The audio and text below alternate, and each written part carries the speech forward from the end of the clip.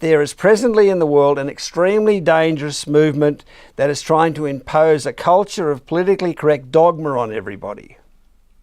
I need to explain how this politically correct movement is a false start to a human condition free world. Whereas what we're presenting is the human condition resolved, true and real start to a cooperative and loving, ideal, correct world. So part one, the first part of this talk, is about this extremely dangerous, politically correct false start.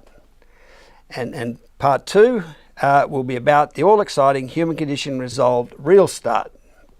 To evidence this concern about the PC movement and its culture and how it's taking over the world and the great danger of it, this is just the last 4 days' newspaper articles in Australia. Today being Friday the 29th of September 2017. So on Monday there was this article and it says political correctness is closing Australia's mind. Free speech is under hostile attack. It's written by Jennifer O'Neill. And just to quote some extracts from it, the politically correct fostering totalitarian beliefs. Half of undergraduates now think it's acceptable to silence speech they feel is upsetting. PC populism is fostering a culture hostile to political dissent and the core principles of liberal democracy, such as free thought and political diversity. And the closing of the Western mind has left the liberal foundations of democracy in a state of disrepair. And that closing of the mind comes from Alan Bloom's best-selling book, The Closing of the American Mind, in 1987. But it's such a absolutely correct statement, the closing of the human mind, which is what I want to try and explain. So that's Monday's, just out of one of these papers. And another article on Tuesday, it's about societies enters a new dark age, written by Matt Ridley. It's a reproduction from the Times in London. Just to grab some extracts from it. The enforcement of dogma is happening everywhere. We are witnessing the sabotage of the core principles of a free society. There's an almost religious quality about many of the protests. Really refers to virtue signalling, which is signalling how virtuous you are, written with the sanctimonious purity of Red Guards during the Chinese Cultural Revolution. And he refers to the present safe space, trigger warning culture. He says, maybe the entire world is heading into a great endarkment.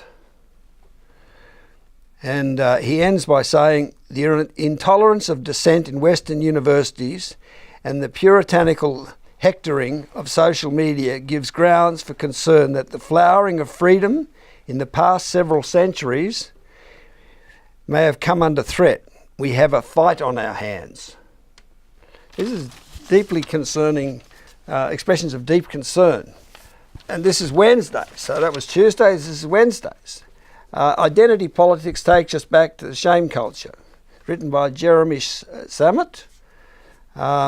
He says, it has become a secular sin to harbour anything seen as representing sexist, racist or homophobic views. And he refers to the growing political revolt against political correctness. So there's this groundswell of concern, which all these articles are an expression of, about this tsunami of PC obsessiveness. And then this is Thursdays. Politics of Identity is Bringing America to Its Knees, by Greg Sheridan.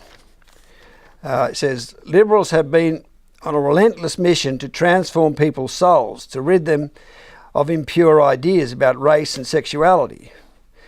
The demands of identity politics are irrational and never-ending. The more it feels the need of that rush of acknowledgement and credit based on identity alone. So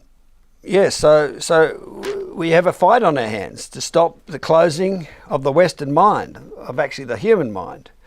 from the religion-like enforcement of political correct dogma. So that's just last 4 days, or virtually 4 days, of articles in Australia's main newspaper, The Australian. And it's just a quick snapshot of the concern that's growing out there. Now I want to play a short extract from a discussion that took place the day before yesterday between two very famous Fox News journalists in America. Well, one of them is now retired, Bill O'Reilly, but the Irish Americans, Bill O'Reilly and Sean Hannity. They are talking about their concern for the future of the human race from the threat of left-wing dogma. You know, Hannity and I are going fishing. I mean, you guys don't know that. We're going fishing, all right? But when we're out on fishing, we're going to figure this out. But there has to be an exposition by people like you and me about what's really happening in this country, because it's dangerous. They want to take freedom of speech away from their opponents, they the far left. I contend that the future of this country is at stake in ways we don't know. And if they're successful in taking out this president for reasons or that are network, this is the only network. This is it. This is it. This network goes, they win. All right. So Hannity was obviously talking about President Donald Trump. So yes, Fox News is pretty well the last network standing against this onrush of the religion of PC dogma. And yes, the world needs an exposition about what's really happening, because the future of the world is at stake. So these guys are saying between them, these are the foremost commentators, right-wing commentators probably in the world, the most visible ones. And they're expressing this concern and say we need to go off fishing, you and I, and we try to get to the bottom of this. We need an exposition of what's really happening, because the future of the world is at stake. So yes, someone has to got to get to the bottom of the problem of left-wing dogma and finally explain what exactly it is that is so incredibly dangerous about it.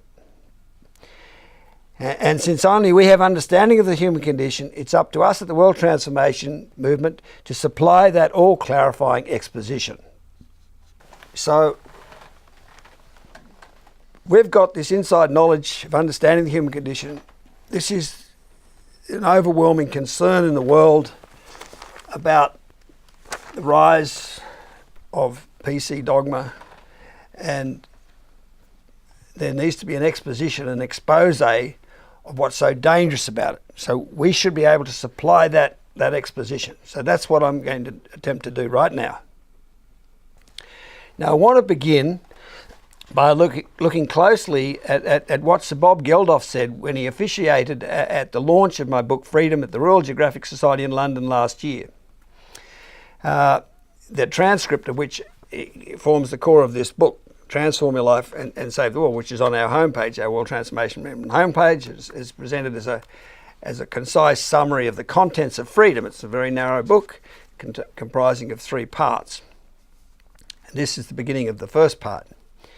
So on page 11, Sir Bob Geldof says,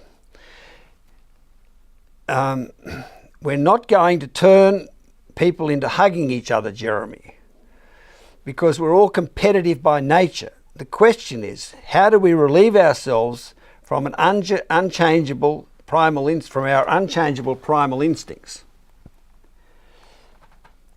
We're not going to start hugging each other, Jeremy, because we're all competitive by nature. The question is, how do we relieve ourselves of our unchangeable primal instincts? Now, as I said to Sir Bob, and the conversations in this book, on page 11 it begins. When he said this, I said, yes, virtually everyone has been subscribing to the idea that humans have a competitive and aggressive animal heritage, that the human race has savage genetic instincts that we are born with and therefore can't change. The idea that we humans are competitive, aggressive and selfish because supposedly we have instincts that compel us to compete for food, shelter, territory and a mate in order to reproduce our genes, just as other animals do. I mean, the everyday description of this view is that it's just human nature to be competitive and aggressive. There will always be bad people, wars, murders, inequality, and so on. And that's the meaning of life. And the meaning of life is just to try as best we can to manage those supposedly innate, unchangeable, dark aspects of ourselves. So this is this savage, that we have our savage animal instincts in us that's causing us to be competitive and aggressive. I mean, what did your mum say, Tone, when you started talking to her about this? She came up with that, didn't she? Yeah, it's like, this is all very admirable what you're doing and idealistic, but you can't change people. There's always going to be, like you said, good and bad, and you've just got to sort of do as best you can to make as good a life as you can and contribute to society as much as you can. Yeah, so she's espousing this principle that nearly everyone's got in their head, which is that we suffer. The reason we're competitive and aggressive is because we compete to reproduce our genes. That we suffer from the animal equivalent of the animal condition of trying to reproduce our genes. So that's where our competitiveness and anger and aggression is coming from, and that's innate. We're born with it. Our ancestors supposedly would behave like that. Distant ancestors, we had these animal instincts, and they're sabotaging our life, and so we've got to try to manage them. You can't change people, and so people do subscribe to the view that we have innate savage instincts, and that the meaning of life is to try as best we can to manage them. And that's what Sir Bob Geldof was getting at when he said, the question is, how do we relieve ourselves from our unchangeable primal instincts, from these savage instincts? Because if we do have savage instincts, then as Sir Bob is implying, we have no choice other than to dogmatically impose cooperative and loving behaviour on those supposedly unchangeable, competitive and aggressive primal instincts. And I would agree with Sir Bob that it makes perfect sense that if we do have unchangeable, innate, competitive and aggressive primal instincts, that the answer to his question of how do we relieve ourselves of them is the left-wing's philosophy, which Sir Bob subscribes to, of dogmatically imposing good or correct, cooperative and loving behaviour on our supposedly primal competitive nature. So this view that we have underlying our nature is these instincts to compete to reproduce our genes is the dominant explanation everyone's using to explain where our divisive nature is coming from. We're like other animals. Yeah, so behaviour on our supposedly primal competitive nature. Yeah, so everyone's subscribing to this view that we have competitive instincts derived from a time when we used to compete to reproduce our genes. But now, this is all important. As I explained to Sir Bob, it's recorded in this book, the savage instincts explanation can't be the real reason for our competitive and aggressive behaviour, because firstly, we humans have cooperative and loving moral instincts. The voice or expression within us we call our conscience. I mean, as Charles Darwin said, the moral sense perhaps affords the best and highest distinction between man and the lower animals. So we have moral, cooperative and loving moral instincts that distinguish us from the lower animals. And in order to have an instinctive altruistic moral nature, our distant ancestors must have been cooperative and loving, not competitive and aggressive like other animals. That's what's explained in Freedom and in WTM emails, that where we acquired this unconditionally cooperative, loving moral nature from nurturing. And the bonobos are a living example of a species that are practicing that and achieving the utterly cooperative state through nurturing. which is all evidenced in this little booklet. The second reason why the savage instincts excuse doesn't hold water is that descriptions of human behaviour, such as egocentric and arrogant, inspired, depressed, deluded, pessimistic, optimistic, artificial, hateful, mean, immoral, guilt-ridden, evil, psychotic, neurotic, alienated, all recognise the involvement of our species' unique, fully conscious thinking mind. You know, there is a psychological dimension to our behaviour. Humans have suffered not from the genetic opportunism-based, non-psychological animal condition, but the conscious mind-based, psychologically troubled human condition. And most importantly, psychosis can be healed with understanding. So our psychological upset human condition is changeable, not unchangeable. What we need is understanding. If we find that understanding, we can heal the psychosis, our psychologically troubled condition. So saying our behaviour results from having competitive and aggressive instincts like other animals simply doesn't stack up. It's not true. It's just an excuse. But as I'll now explain, and as is explained in part 1 of this booklet, Transform Your Life, it's been an extremely necessary excuse why we couldn't explain our psychologically troubled human condition. We had to come up with some excuse. And that's the one we came up with. We looked around and said animals are tearing each other's throats out. That's why we do it. They are competing for the mating opportunities, and that was just an obvious excuse to use. Now, as I point out in WTM email 16, what's so special about this little booklet is that it explains that having once lived in a nurtured, cooperative, loving paradise, cooperative state, as I said, how we acquired this nurtured love took place is explained in WTM email 19, how we acquired this cooperative state through nurturing. That distinguishes from other animals. But if that's true, we once did live in a cooperative, loving state, and as the Adam Stork story explains, we became conscious and then everything fell apart. We became angry, egocentric and alienated. If that is what happened, then how we need to walk a mile in our shoes. We need to think about that. How guilt-ridden must we be if we became conscious and seemingly destroyed Eden, paradise, garden, this cooperative, loving state? We must be underneath incredibly guilt-ridden, guilt-stricken for not being able, for having seemingly destroyed paradise, if you like. And without that, the real explanation for why that happened, how we could be good when seemingly we'd turn into evil monsters, of course, we had no choice but to come up with an excuse to defend ourselves. Hence our adoption of this patently false excuse that we have savage instincts like other animals. And it was a brilliant excuse, as I explained in Transform Your Life. It was an absolutely brilliant excuse because instead of our instincts being all loving and thus unbearably condemning of our present non-loving state, they were made out to be vicious and brutal.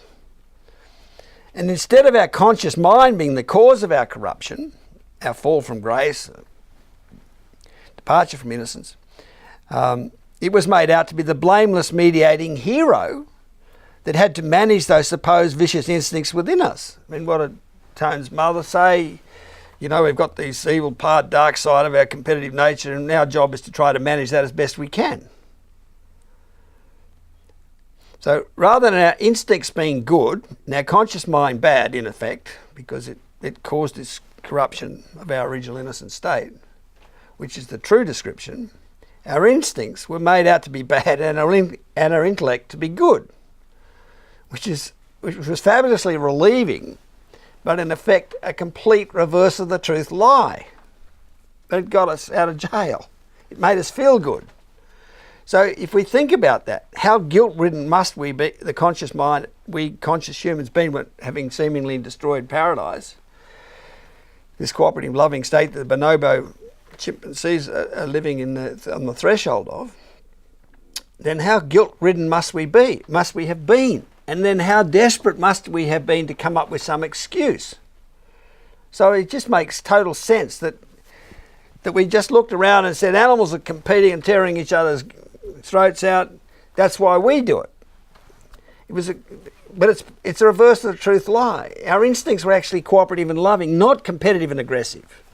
We suffer from a conscious mind-based, psychologically troubled human condition, not the genetic opportunism-based, trying to reproduce your genes animal condition. Darwin said this is fundamental difference between us and the lower animals. So we've all been taught that at school, and we've grown up with that excuse, and everybody bandies it round and says, you know, human nature's unchangeable, we're all the way we are, we're all mad and competitive and aggressive because we've got this animal history in us. And yet humans have a cooperative, loving, moral nature.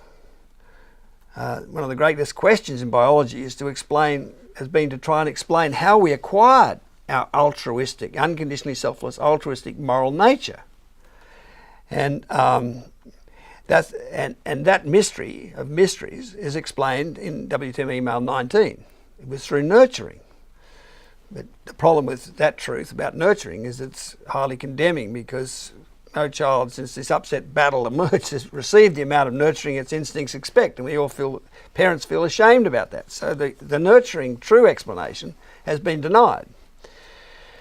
So it was a brilliant excuse. But we do, in truth, all know that we suffer from a conscious mind-based, psychologically troubled human condition, not a genetic opportunism-based, non-psychological animal condition. And we do, in truth, all know that what we need to solve a psychologically troubled, fallen, human condition afflicted state is understanding, because only knowledge, which is understanding, can heal a psychosis. As the great psychoanalyst Carl Jung was forever saying, you know, wholeness for humans depends on the ability to own, which basically means understand, our own shadow. To be able to tolerate, accept, understand our own shadow, the dark side of ourselves. So he's recognising that we need knowledge, understanding. And most significantly, knowledge, understanding, ultimately understanding of our corrupted human condition, is the opposite of dogma. In fact, dogma oppresses and inhibits the search for knowledge. Ultimately, as I said, for self-knowledge, understanding the human condition. So dogma is incredibly dangerous. It inhibits the search for knowledge. It stifles inquiry. It as all those quotes in those newspaper articles, it stifles freedom of expression. So, as emphasised in WTM emails 27 and 29, which is about politically correct pseudo-idealism, 27 and 29, we are conscious beings which we need brain food, not brain anaesthetic. De-braining ourselves was never going to work. We need understanding. We need answers to all the questions we have about being a human, especially explanation of our fallen condition. Ultimately, dogma would destroy us, block any chance of us finding enlightenment. It would be death by dogma for the human race. That's how dangerous dogma is. It stifles inquiry. It oppresses the search for knowledge. Now, so when Karl Marx, he was wrong, who was the great founder of socialism and communism, when he said that the philosophers have only interpreted the world in various ways. The point is not to understand the world, but to change it. I mean, by change it, Marx meant just make it cooperative, social or communal. But he's wrong. The whole point and responsibility of being conscious is to understand our world and place in it, ultimately to find understanding of the human condition. Marx, like Sir Bob Geldof, was extrapolating from the dishonest excuse that we have savage instincts,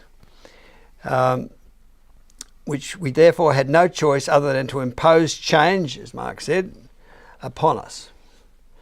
We've got these savage instincts, and we have no choice, and that they're unchangeable, so we have to superimpose dogma. We have to dogmatically demand that we behave in a certain way. So the point there is, once we accept this excuse that we have savage animal instincts, then that's the underpinning logic that justifies the PC movement of the imposition of dogma. But the foundations, that underpinning explanation that we have savage is wrong. So the whole fundamentals of their philosophy is wrong. We need to understand. Ours is a psychologically troubled condition. It's a psychosis, and understanding will heal psychosis. We need understanding, which is the opposite of dogma. In fact, dogma oppresses the search for knowledge, freedom of expression. So Marx was wrong. 44 years ago now, at the end of Jacob Bronowski's 13-part television series, The Ascent of Man, which was a huge success, he spoke the truth. So this is the book of that 1974-73 series, television series, The Ascent of Man. And at the end of it, very end of it here, this is what Bronowski said. Now, this is the true interpretation of our situation, our plight. And I'm infinitely saddened to find myself surrounded in the West by a sense of terrible loss of nerve, a retreat from knowledge. Into what? Falsely profound questions that do not lie along the line of what we are able to know about ourselves if we devote ourselves to it. An understanding of man himself. We are nature's unique experiment to make the rational intelligence prove itself sounder than the reflex. Knowledge is our destiny, self-knowledge. At last, bringing together the experience of the arts and the explanations of the sciences, waits ahead of us. It sounds very pessimistic to talk about Western civilization with a sense of retreat. But we are being weighed in the balance at this moment. Now, that's 44 years ago. Warning about that our responsibility is to search for knowledge, and that dogma is counterproductive, undermining of that search. So that's Jacob Bronowski, summary concern at the end of that whole 13-part series. And the famous philosopher Nietzsche also spoke the truth in his famous book, Thus Spoke Zarathustra. He said, how accurate is this? There have always been many sickly people among those who invent fables and long for God. Ideality, in other words, God, ideality. They have a raging hate for the enlightened man and for the youngest of virtues which they call honesty. Pure and more honest of speech is the healthy body, perfect and square built, and it speaks of the meaning of the earth, which is to find knowledge, ultimately self-knowledge, understanding the human condition. You are not yet free, he said. He wrote. You still search for freedom. Your search has fatigued you. But by my love and hope I entreat you, do not reject the hero in your soul.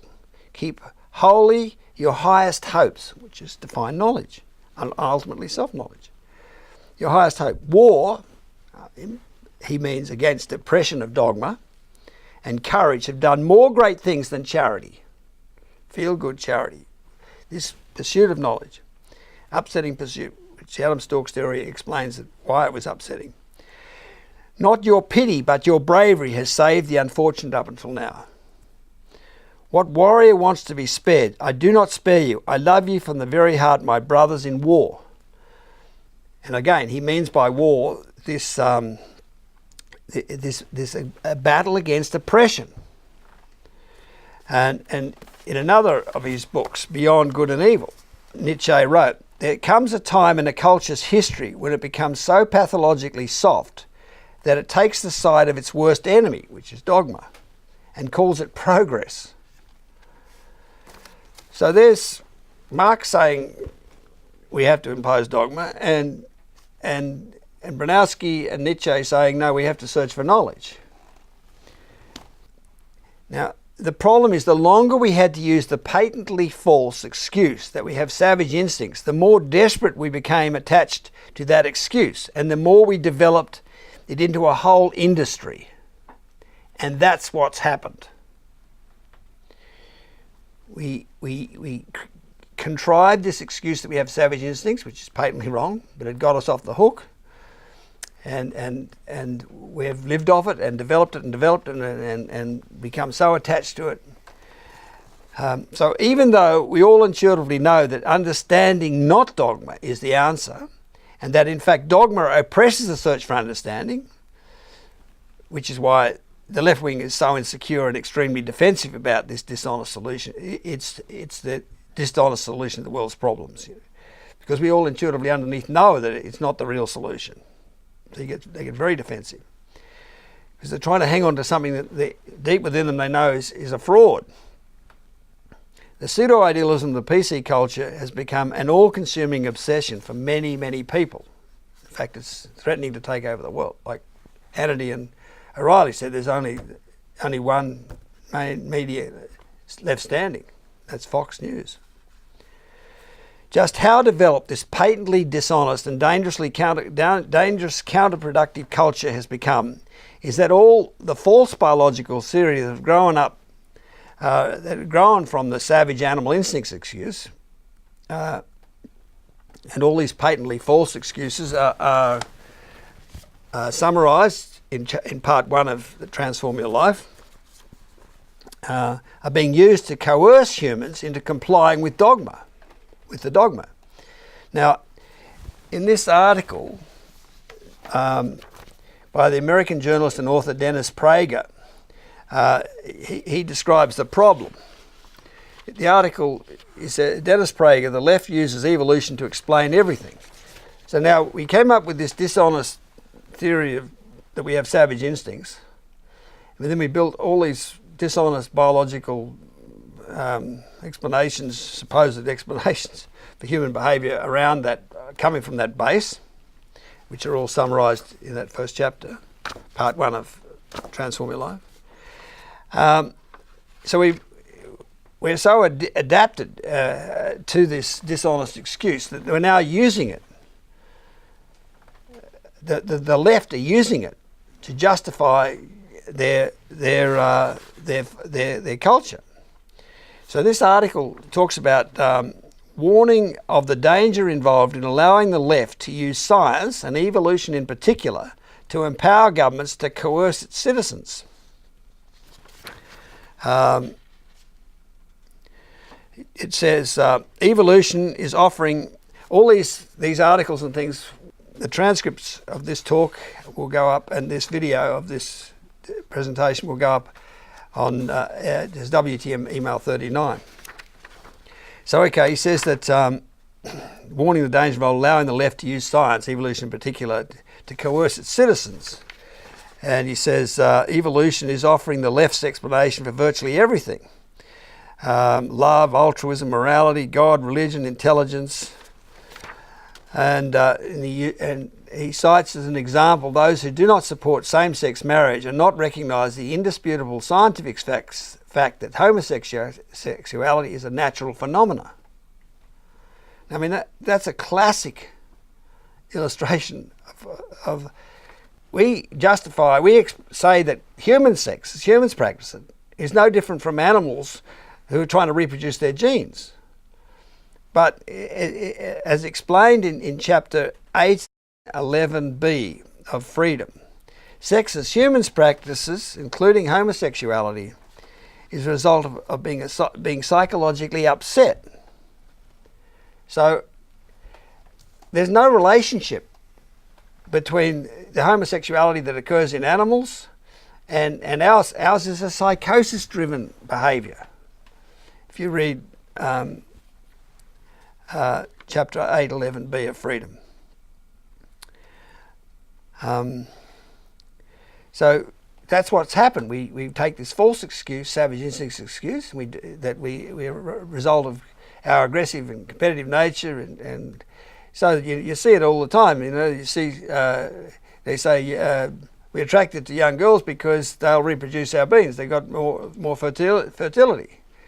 So it's based on the savage instincts excuse that we have savage competitive to reproduce our genes. It's not true. We suffer from psychologically troubled human condition. So that's an example of the misuse of this dishonest biology, which is summarised, all dishonest explanations in biology are summarised in part 1 of Transform Your Life, to justify those who do not support same-sex marriage are flying in the face of scientific truth that homosexuality is a natural phenomenon. But the homosexuality amongst animals has nothing to do with the homosexuality or sexuality the humans practice.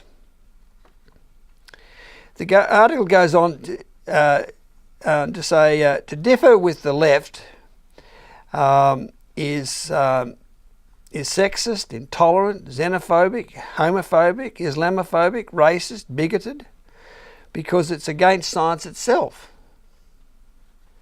So this is how insidious this culture is. And again, it's all built off, coming off, this false foundation idea that we have savage animal instincts.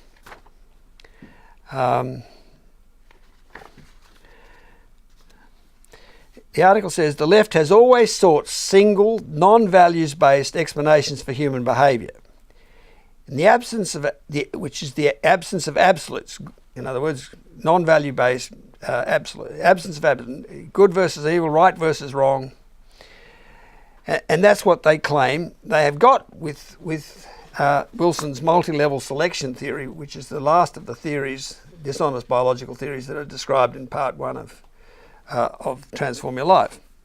As is explained in chapter 211 and also summarised in here, chapter 211 of Freedom, it's all a dishonest human condition avoiding lies, that this multi-level selection theory idea. As the article says, they're using science as a tool to dictate what is to be tolerated and what is to be mocked.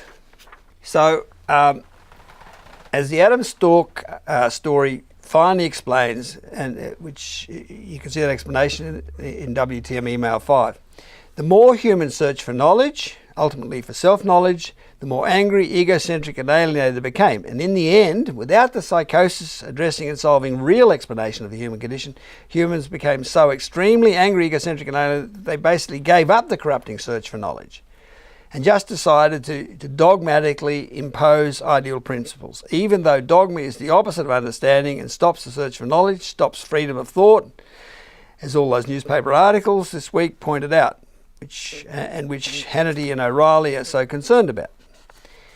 It is only the psychosis addressing and solving explanation of the human condition that gives us the ability to actually explain what's wrong with the PC culture. And best of all, replace it with the understanding-based real means to transform the human race and save the world. So that's the exposition or exposure, explanation for why the politically correct culture that Hannity and O'Reilly was so concerned about wanted. That's the exposition. They said we've got to go fishing and sit down and try to get to the bottom of this. Why is this happening? It's so dangerous. How can we explain the danger of it? And where's it coming from? What's the underlying cause of all this? And as I've just explained, it's emanating from this fundamental excuse, which is a false excuse, that we have savage animal instincts, because that goes on to justify that we impose dogma on ourselves because we have innate, unchangeable instincts so there's no acknowledgement that a psychosis or psychology is involved.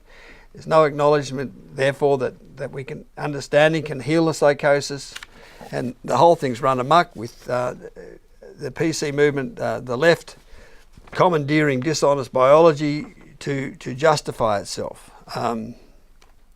In here, I just might make this reference to this multi-level selection theory that's used to nullify the human condition, the real issue of the human condition.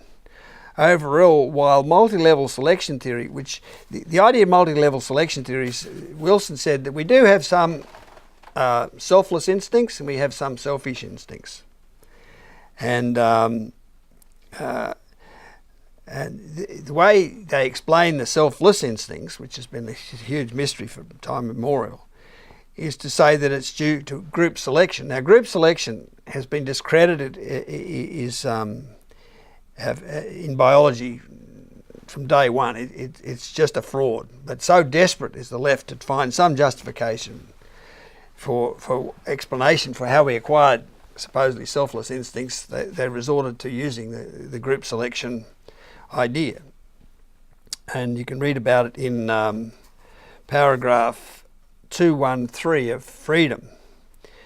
So it says here, multi-level selection, also, this is Wilson, explains the conflicted nature of motivation. Every normal person feels the pull of conscience, blah, blah, blah. And I've said here, clever semblance of a conflicted condition, diabolically clever, but entirely untrue.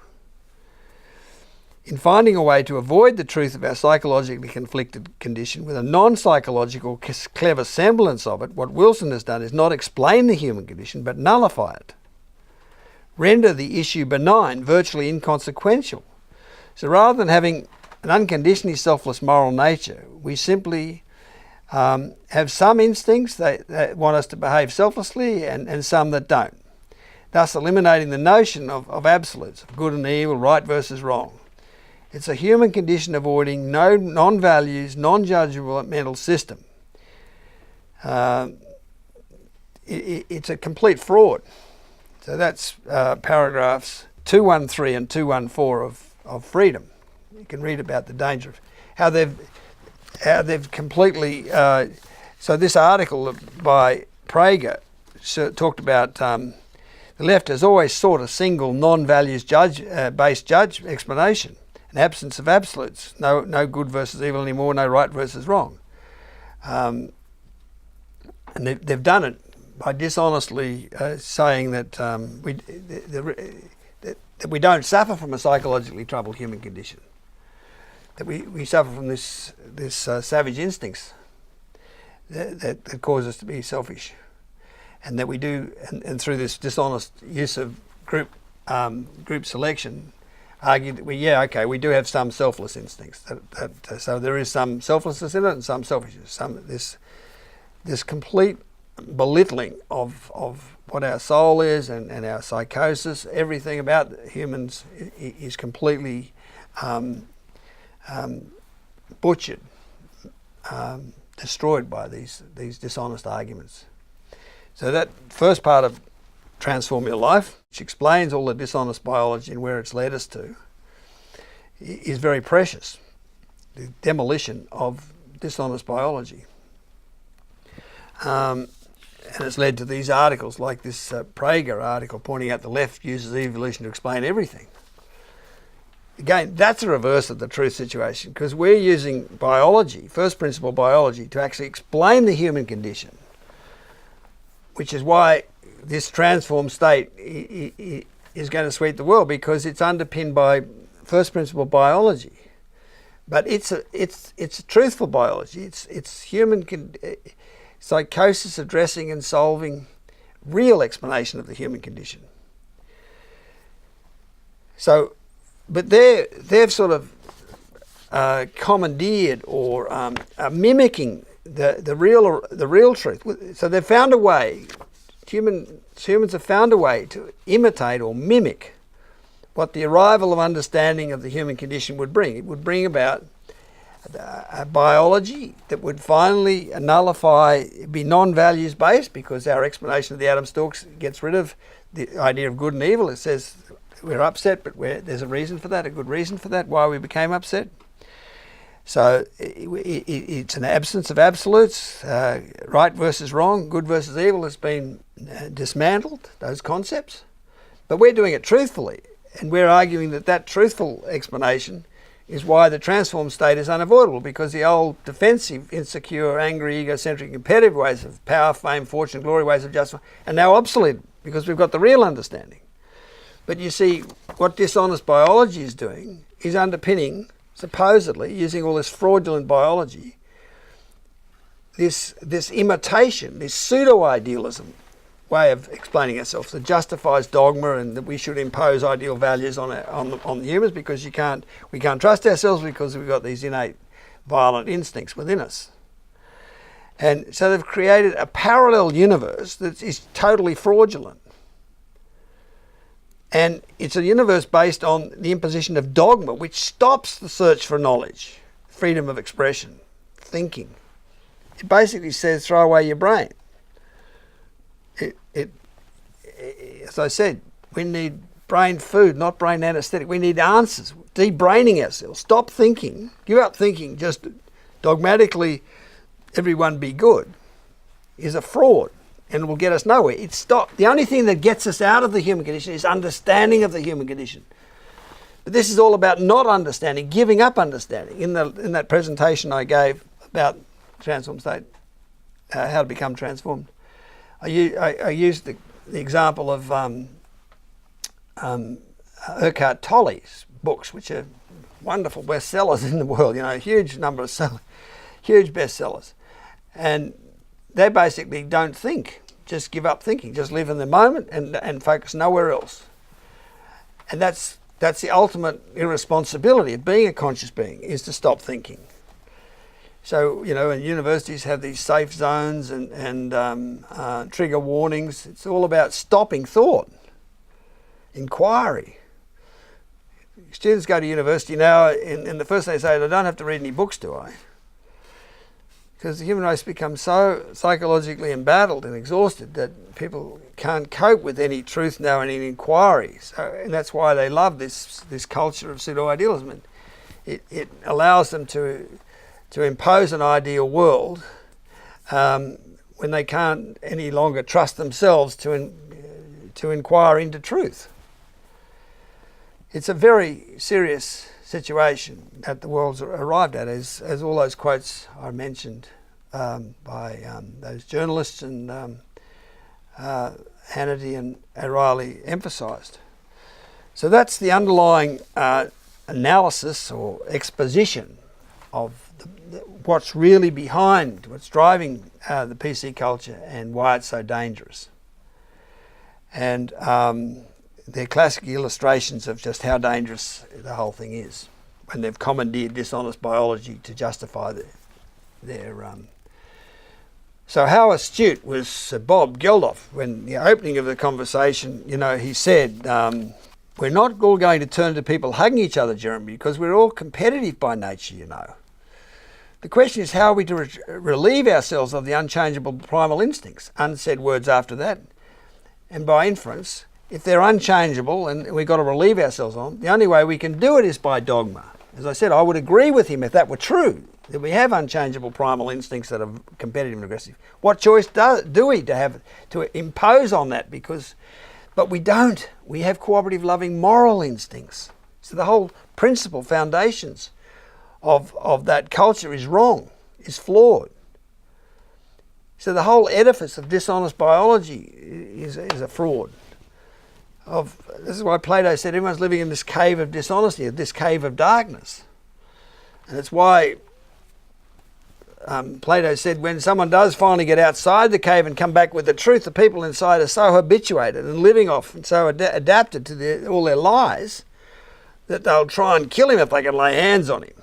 And they won't be able to hear a single thing of the word he's saying because they're so living and adapted to this dishonesty that they've developed into a whole industry that as that quote says, denials fight back with a vengeance when faced with annihilation. This is huge denial of what the human condition really is, a psychologically troubled condition. So this is all cave speak, all this rubbish. And it's led to this artificial takeover of the world by dogma, which is the greatest threat to what we really need, which is the search for knowledge and freedom of expression that the world's ever seen. So we are entering the darkest era the world has ever seen. It's very, very serious. And they're mimicking what a human condition resolved world would be like. Everyone will behave lovingly and cooperatively. And the biology supposedly coerces people, it supports that and coerces them to agree with that. It's all a lie. It's all fabrication. So humans, when they resign, they don't want to go near the human condition, and they go off and they live they live in terror of that issue, that dark corner.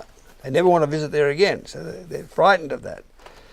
So they live in this cave of darkness, and they create all this world in there, all these universities, ivory towers of intellectual, but it's just rubbish. It's a castle of lies. And then they develop a culture to justify it, to justify the imposition of dogma. And then everyone becomes hooked on it as the only counter solution to the horror in the world.